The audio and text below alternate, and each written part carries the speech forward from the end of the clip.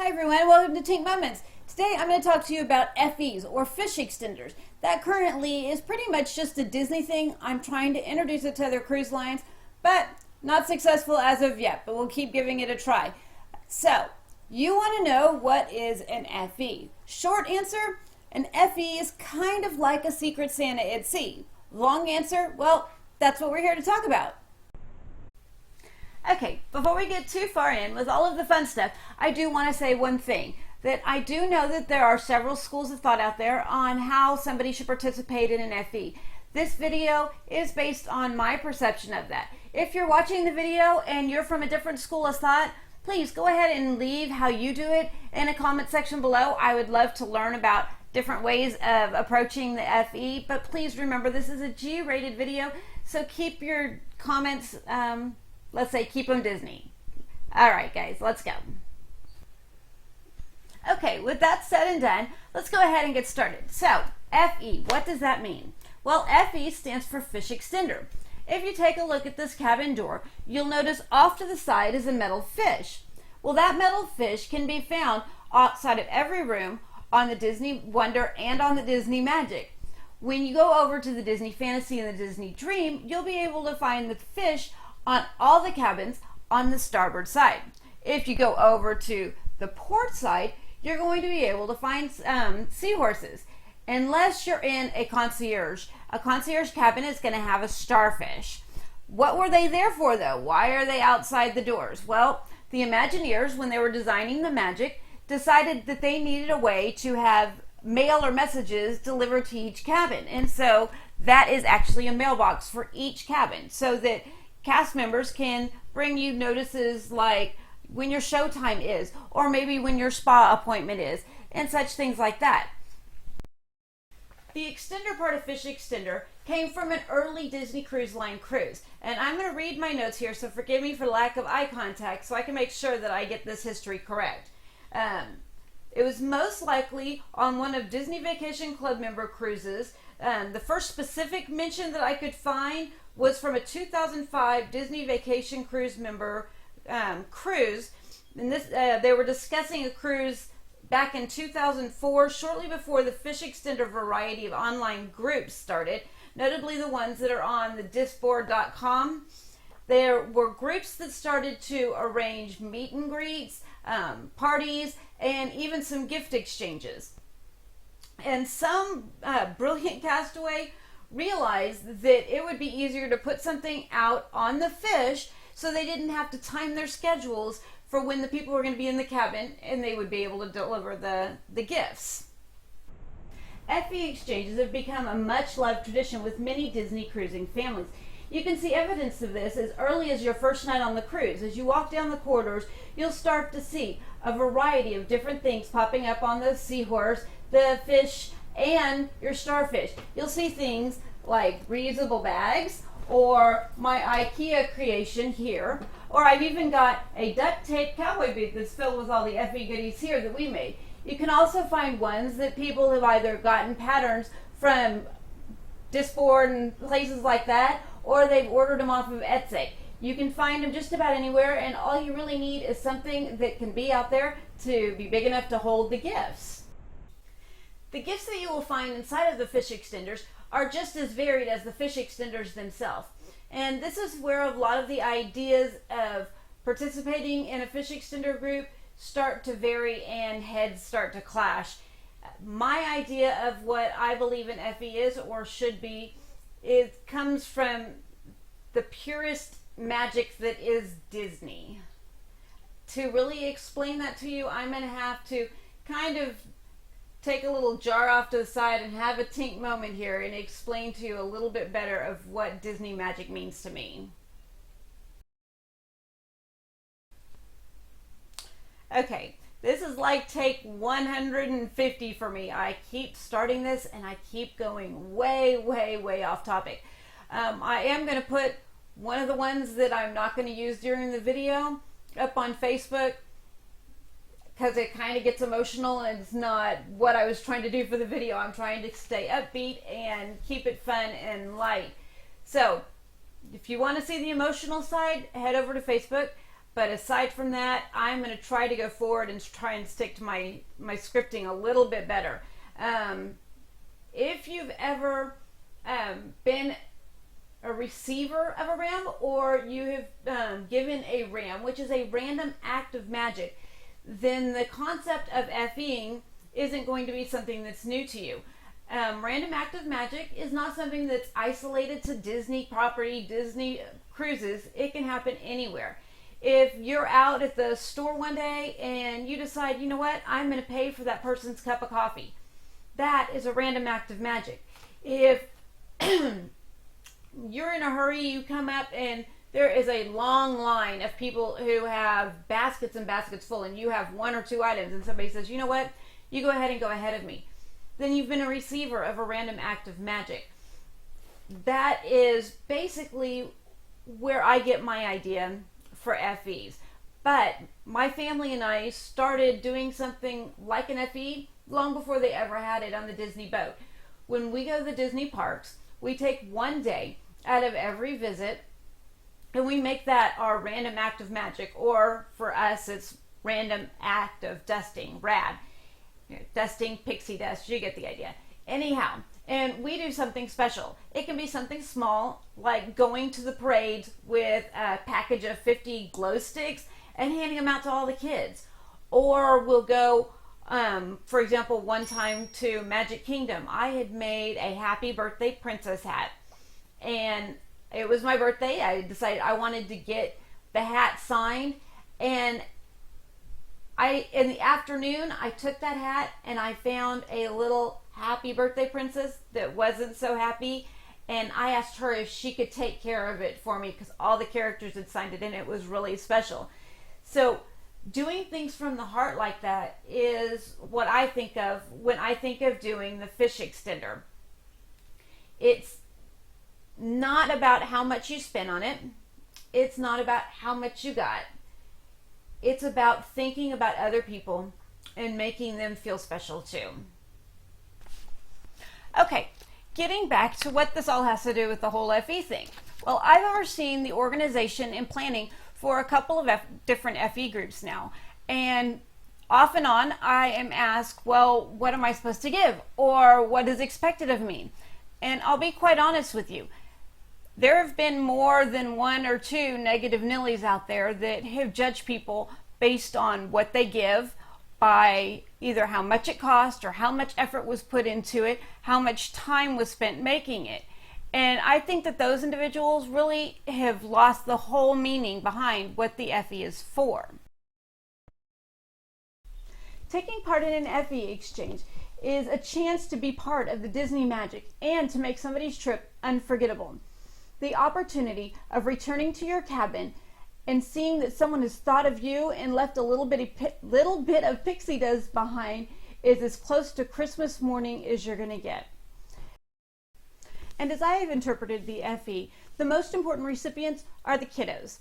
Not to say that we, the adults, aren't important as well. We are. It's just that if our kids are happy, we'll be happy.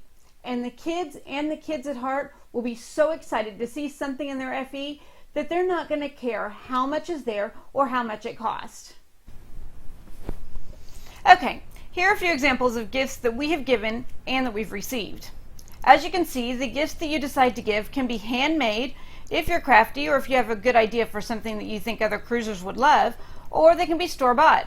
The gifts can be personalized for each of the receivers, or they can be something more general, like a gift that shows off where you're from.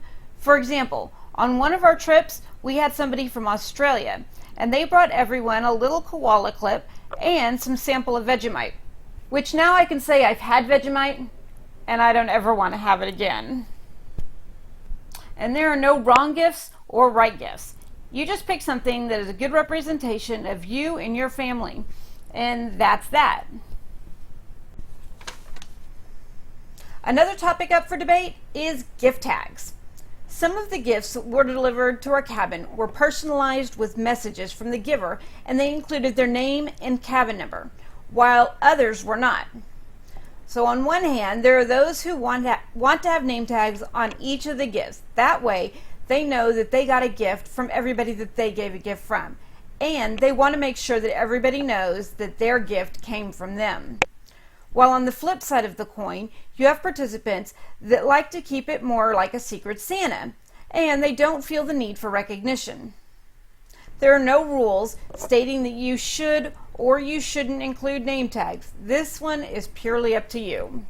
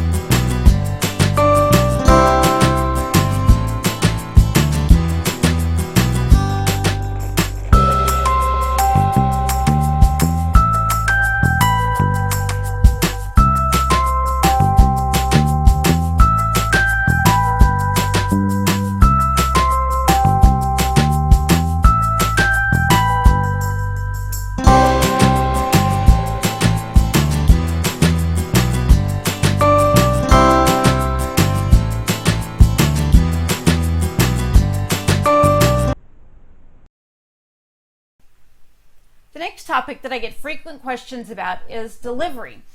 Do I have a specific day that it's assigned to deliver? Do I deliver in the morning? Do I deliver at night? Do I have to make a gift to deliver every single day? And the list goes on and on and on.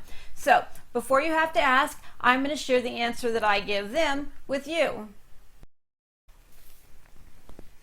As for gift giving, that is totally up to you. Things to consider when making that decision. How much space will you have in your luggage? What do you want to budget for the FEs? And how much time do you want to dedicate to the FEs, both in making of or shopping for and in the delivery of? With a group of 10 cabins, you can expect to spend about 15 minutes delivering each time you do. I have heard many different views or game plans throughout the experience of FEs, including the following possibilities.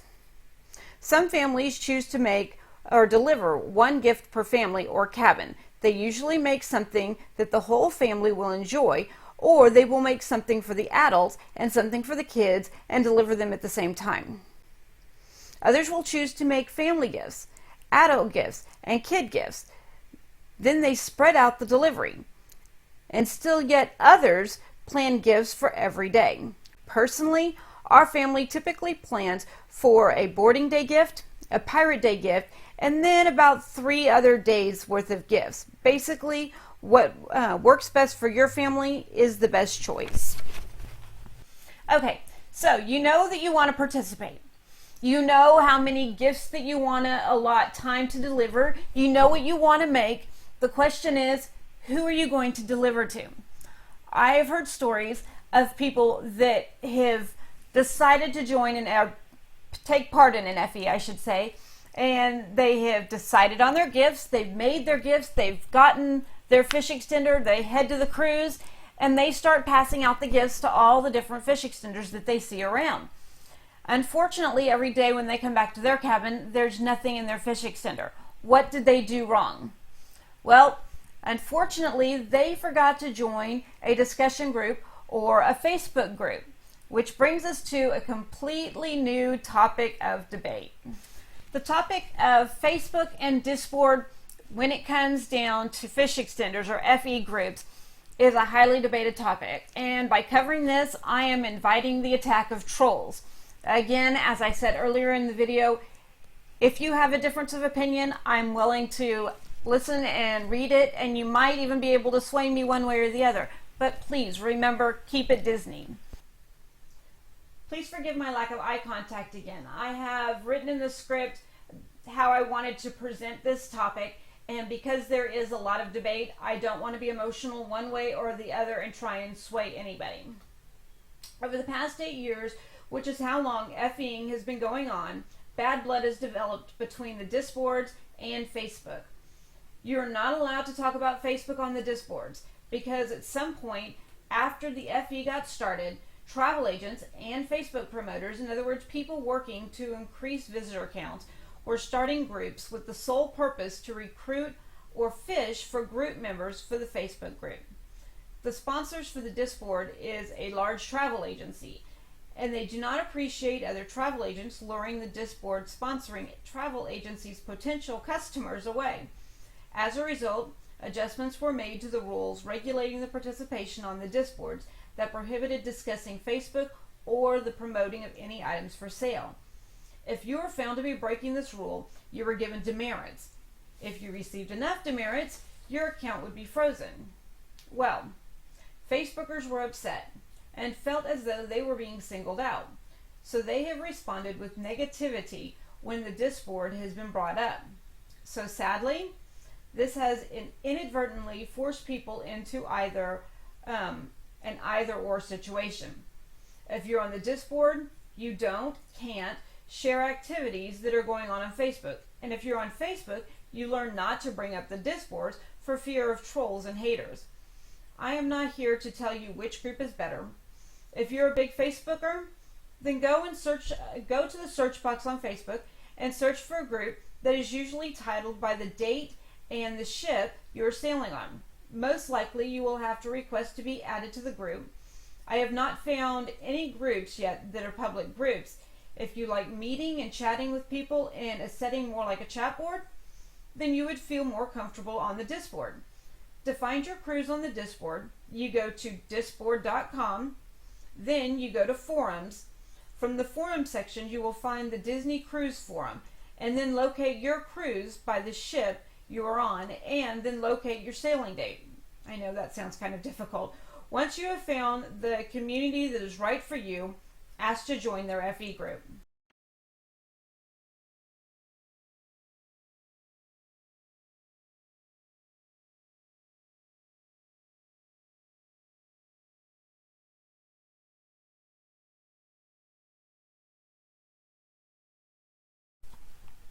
So that you're prepared for what you might find, there's a few things that you may want to check on. 1 is the group size, 2 is what type of gifts are being given, and 3, what is expected.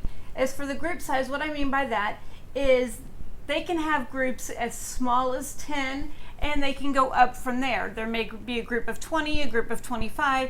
So find out what they're expecting size-wise in the group. And if it's something that you're not comfortable with, either ask them if they can have a larger or a smaller group to fit what your needs are. Now, as far as what type of gifts are given, by that I mean it's not always handmade or store-bought stuff like this. It can sometimes be just ornaments or maybe even magnets. So check with the organizer of the group and find out what type of gifts are being exchanged. And finally, what's being expected. That goes back to what I was saying about types of gifts, value of gifts, how much time you're putting in. So before you get started on either participating in that group or getting your stuff together, make sure that you know what they're expecting as far as the quality or value of the gift that you're giving. I'm not sharing these experiences with you to scare you off, because if you have time in your vacation, participating in an FE can be a lot of fun. What I'm wanting to do is to warn you about possibilities that may happen, so that if you get involved with a group, that you're not shocked by the expectations, or you're not jaded by high monetary values being put on things that should be more about the experience. FEs are not for everybody, but what I've just shared with you sounds like fun? Go ahead and give it a try. I'm currently planning for our next vacation, and we're actually going to opt out of the FE that time around because we're taking a very short cruise, and we're going to try to do it with just carry-on bags so we don't have to check a bag at the airport. And this is going to be something very new for us, so I'll let you know how it goes after we've taken the trip. If you have any questions about FEs, or you'd be interested in any gifting ideas, please leave a comment below, and I'd be glad to share my experience with you. If you enjoyed the video, please give it a thumbs up. And if you haven't already, find the subscribe button wherever I placed it. Go ahead and give it a click. That way you won't miss any tips, Disney vacation reviews, trip reviews, or even any Disney info. Thanks, guys. See you out there.